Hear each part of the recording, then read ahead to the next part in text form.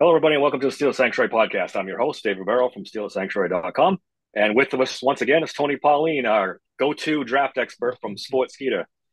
Tony, how you doing, buddy? I'm okay. Thanks for having me back. No problem, anytime. You got Steelers Twitter going yesterday with your report on Graham Barton. I'd love to talk to him about that a little bit. Um, what are your thoughts? Why do you think the Steelers are interested? Um, by the way, I should mention before you even go that they had him in for a visit today, a pre-draft Ah, visit. So there you that go. even strengthens your point even more.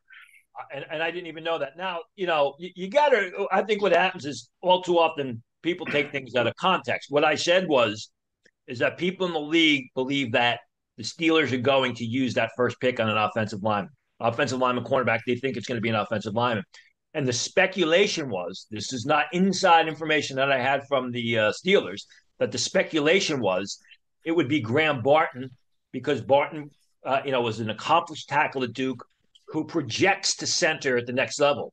Yep. And the Steelers need both. Now, I'm not in total agreement with that because I don't know that Barton's going to be able to stay at tackle on Sunday. And the projection to center is exactly that. It's a projection. He's never played center at Duke, but that is the way people feel. And the fact is, this is I can say this unequivocally: Barton has gotten a lot of mid first round conversation literally since January. When I was talking to people about Jackson Powers Johnson, who I like a lot, they would talk about Jackson Powers Johnson. Said, keep an eye on Graham Barton. Keep an eye on Graham Barton. So there has been a momentum for Graham Barton, building to go into that middle part of round one.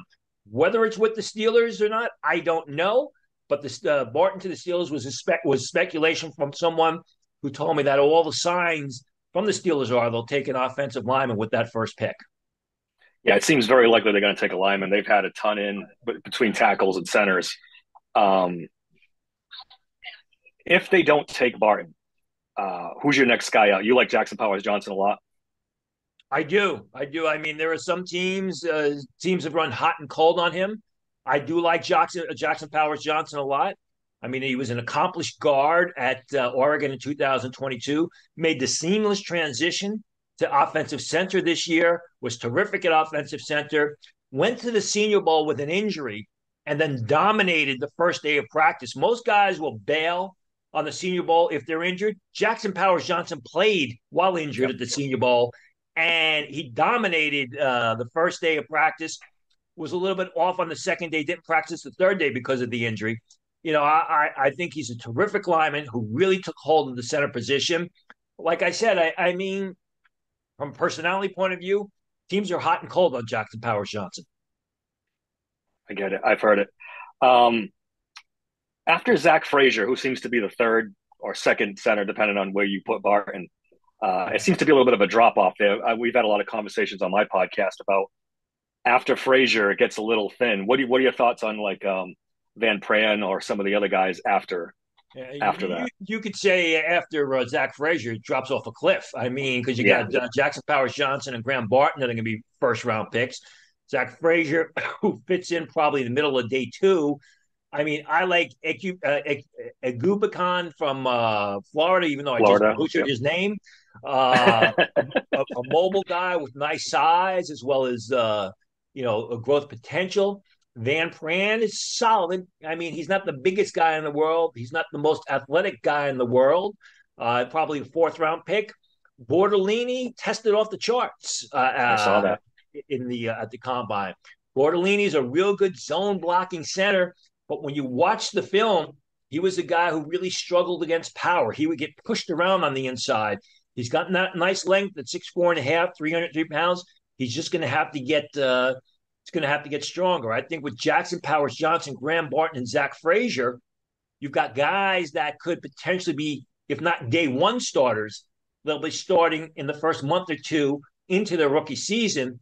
With the rest of the guys, Bortolini and Ebicon from Florida specifically, those are guys who are going to need a lot of development in their game. Van Pran is what he is. I mean, he's solid. He's not great. He's never going to be a dominant player. One guy who's getting a lot of momentum, he's going to be a day three guy, but he's getting a lot of momentum, building a lot of momentum, is Hunter Norzat Penn State. out of Penn State, who actually Yep. started his career at Cornell. And, he's got decent size, not the greatest athlete in the world, but a real thinking man center, what you want at the position, someone who has it going on between the ears, the former Cornell player, so he's smart, as you would think he was. Really was the centerpiece of what was a terrific offensive line at Penn State. And he's the guy who, again, you're talking day three, but there are a lot of teams like him, and he seems to be building some momentum for himself. Okay, what about Mason McCormick now, South Dakota State? Um, he projects as a center as well in the NFL. Do you like him as well? Well, I have him on my guard board. I mean, there may be some Okay. teams that project him as a center. I have him as a guard, and he's a Okay. terrific guard. I mean, he's a big masher at the guard position. You watch him; he moves very well. 6'2", 309 pounds, ran well at the combine, and he is just a nasty interior offensive lineman who looks to bury opponents and usually does that. That sounds very interesting and right what the Steelers would need. Exactly. Um, yep. Let's flip to tackle because that's another position of need for the Steelers. They've had a few guys in like Mims, Yep. uh, Futanu, and Fuaga. Who's your favorite out of that, not second tier group, but that, you know, late first round group? A lot of us like Amarius Mims a lot. Yeah, I do as well. I mean, Mims and Fatanu are two different types of players. Fatanu's played a lot of football. He's played a lot of real good football at left tackle for Washington. Yep. Yep. Who was in the national championship game last year. He moves very well. He's very athletic. The question for Fatanu at 6'3.5" is he a tackle or is he a guard? What Mm-hmm. position are you going to play him at? I do like Mims a lot. Mims hasn't played a lot of football. I believe he started, 8 games at Georgia? Yeah, But when eight he was games. Yep. when he was on the field, he was terrific. I mean, he's a big power blocker who moves relatively well, who tested well. So he has the athleticism if you want to move him in space. Needs to polish his pass rushing skills. But I think that would be a terrific pick for the Steelers because you put him at right tackle, and then you Mm-hmm. move Roderick Jones back to his natural spot at left tackle, and you have bookend tackles for a long, long time moving forward. Yeah, that would be ideal, I think, for the Steelers. Um, J.C. Latham, does he make it to 20 or is he gone by then? I have him making it to 20. I mean, he's a terrific right tackle prospect, solely right tackle prospect. I love the mechanics and the fundamentals he plays with. Obviously, I love his power. The way he uses his hands. The little things are there for J.C. Latham. What concerns me is the size, 342 pounds.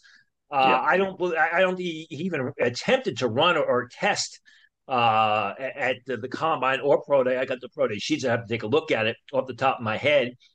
And, he was 342 at the combine. His playing weight was probably closer to 355, 360 pounds. Wow. And while you can do that on Saturday, it's a tougher thing to do on Sunday. And I'm probably being a little bit hypocritical because Amarius Mims is 340 pounds, but Amarius Mims is also 6'7" and a half. JC Yeah, Latham is 2 inches shorter. You saw Evan Neal, who was an early pick of the Giants a couple of years that's a ago. good point. A lot of these bigger Alabama offensive linemen who dominate on Sunday, a lot of them have struggled in the NFL, and that is my concern with J.C. Latham. He could go, or he could go before Marius Mims. But again, let's see what happens over the next 2 to 3 years. All right. Let's flip to wide receiver. The Steelers have spent a lot of time on wide receivers. They had quite a few in for draft visits. At 20, do you see A.D. Mitchell or Brian Thomas making it to 20? I think both could be there. If one isn't, I mean, it depends on what Jacksonville does. I could see Jacksonville taking Brian Thomas. One of them will very likely be there. Slight shot, both of them are there. They've done a lot of work on round two, more slot guys. Like they had Lad McConkey in, Hmm. they had Malachi Corley, Ricky Pearsall. What's your favorite of that group? Well, it'd be Lad McConkey, but he's not going to last to the Steelers in round two. I mean, Lad McConkey is a guy who is a receiver who has a first round grade, who's going to go in the early part of round two. I mean, he's terrific. Yeah, He gets it mentally. He's a very smart football player. He's a great route runner. He's got reliable hands. Then he goes to the combine and he runs runs a 4.4, much 4.3. faster than anybody expected. So you know he's got the speed and you know he's got the athleticism. Corley, there are a lot of teams that love Corley, not only for his receiving skills, but his ability as a return specialist. I have him as a late third rounder. He could go earlier. Ricky Pearsall's the guy to watch. Ricky Pearsall, as I reported at sportskeeda.com about a week and a half ago, is probably the fastest rising receiver in the draft right now. A lot of teams project him as an early second round pick. He is sort of your Ladd McConkey a la the Florida Gators, but he's bigger than Ladd McConkey in that McConkey's 5'11" and a half. Pearsall was 6'1". McConkey was 186. Pearsall was 189. And Pearsall ran a 4.41, slightly slower, 1/100th of a second slower than McConkey, but that's a lot faster, excuse me, than people thought, because people expected the Pearsall to be a mid 4.5 guy. Mm-hmm. One last guy for the wide receivers. The Steelers had Xavier Legette in from South Carolina. Kind of a bigger guy, still ran fast though, right? In the 4.3s. What are your thoughts on him? 4.39. He's a super fast guy. He's a great athlete. He's got sort of a funky body for a receiver position. 6'1", 221 pounds. Yeah. You know, he's not a poor route runner, but he's better in a straight line. And he really has to polish his game, you know, being able to make left-hand turn or right-hand turns without losing a lot of momentum. Catches the ball relatively well. I think he's a work in progress. I think when you look at Legette, when you compare him to the Pearsalls, the Devontae Walkers of North Carolina, the Jalen Polks, you can say Legette, based on his size and his athleticism, has got more upside, but it's going to be a while before it's going to take more time before he's NFL ready, and there's more downside risk. There's more questions there with him. Yep, I agree. Let's flip to corners. The Steelers definitely have a need at corner. They've had a couple guys in. My favorite's Cooper DeJean. I don't know how you feel about him. I mean, some people say he might be a safety. What do you think about Cooper DeJean to start out? I'm not a Cooper DeJean fan. I mean, no, you're not. I'm of the mind thought process that he's better off at safety. I mean, he's got excellent size. He's athletic. But when you really watch the film, I think he's more of an opportunistic cornerback than a cornerback that's got outstanding ball skills. The Quinton Mitchells, the Terrion Arnolds of the world, even the Kool-Aid McKistries, those guys have great ball skills. Cooper DeJean deserves credit, but I think it's more he's opportunistic. He also brings that element of return specialist, which is very attractive to teams, which I think could push him into the late part of round one. I think what's going to happen with Cooper DeJean is teams are going to start him at cornerback to see if he can play cornerback, and if he can't, they'll kick him inside to a safety.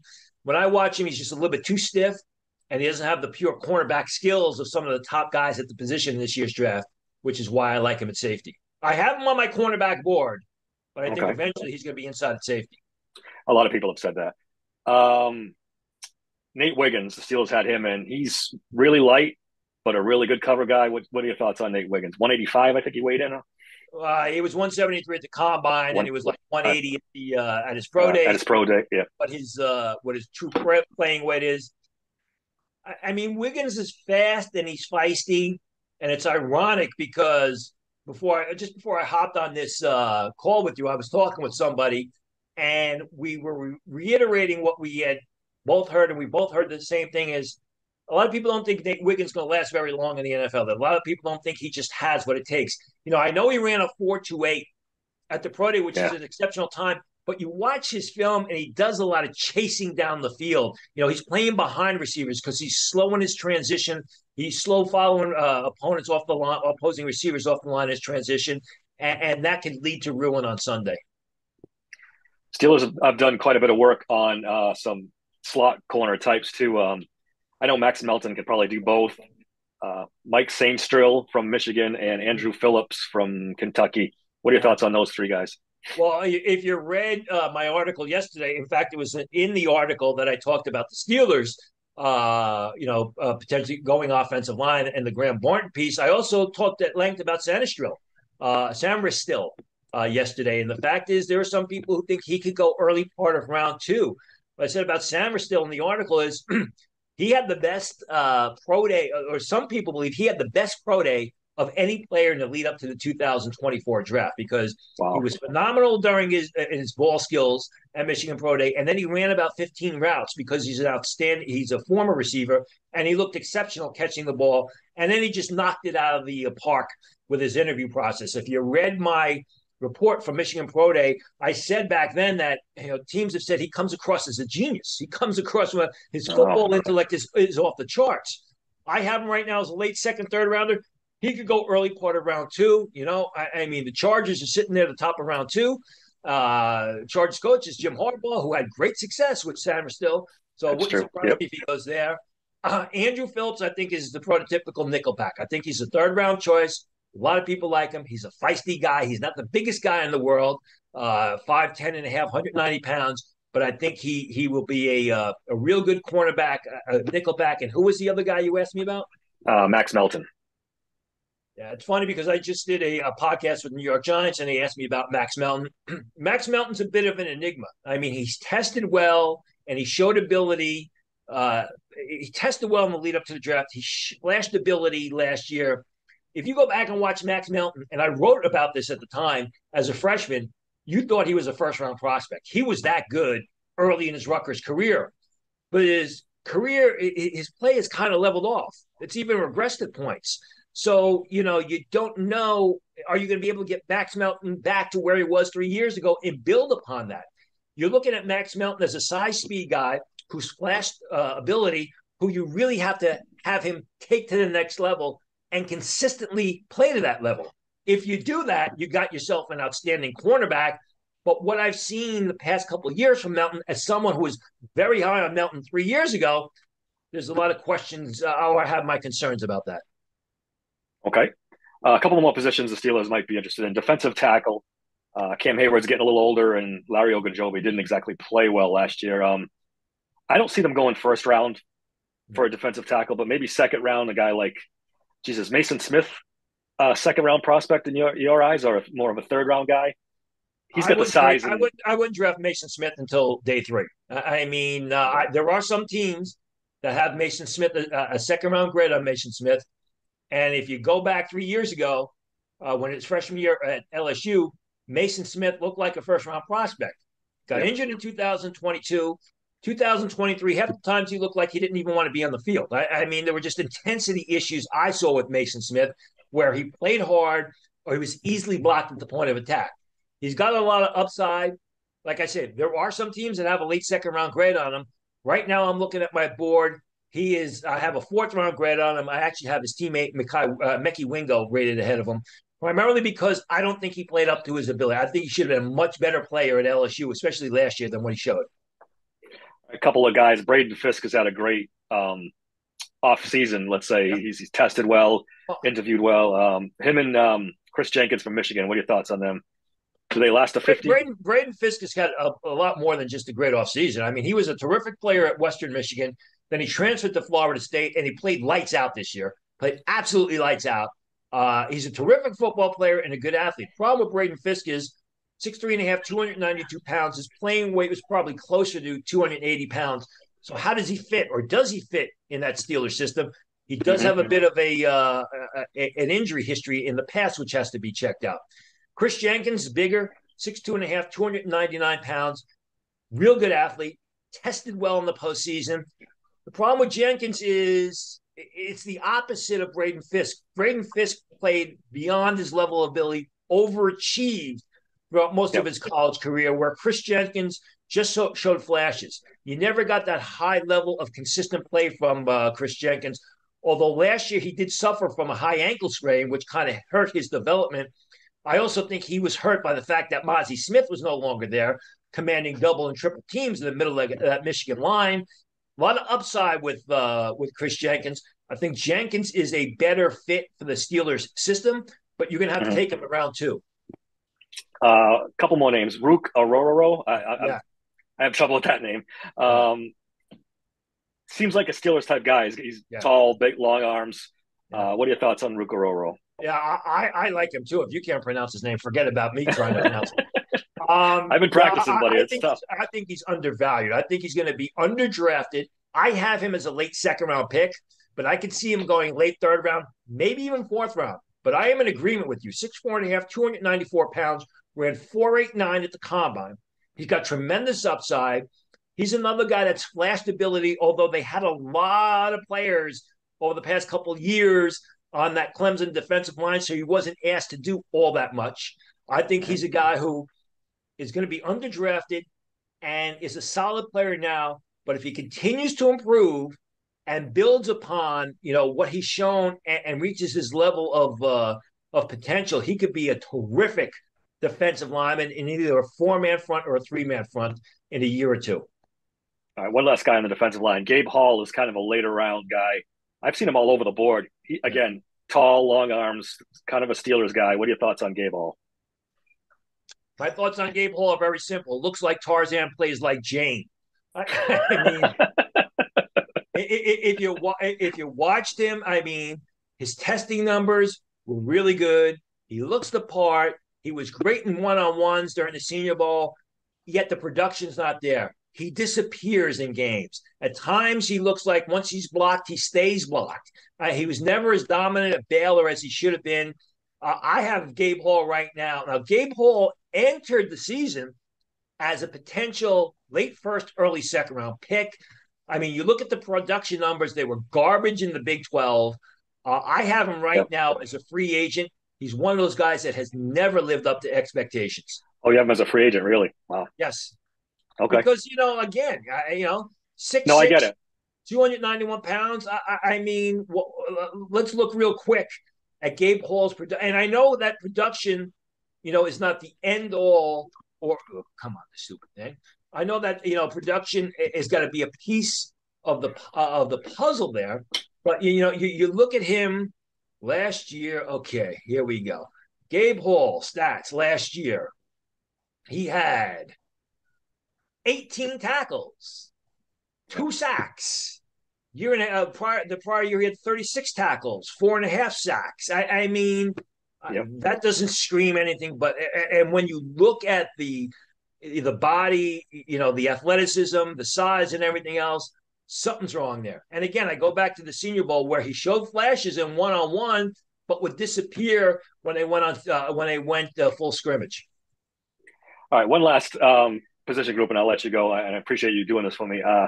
Linebacker. The Steelers signed Patrick Queen, so we don't think the need is that great, but they keep bringing guys in. They're doing a lot of work on linebackers. I don't think there's a first round. Do you have a first round grade on any linebacker? Maybe Peyton Wilson? Well, no, Peyton Wilson is a first round player, but he's The his injuries, medical right? history is late round. Yeah. So I mean, I have a second, third round grade on Peyton Wilson.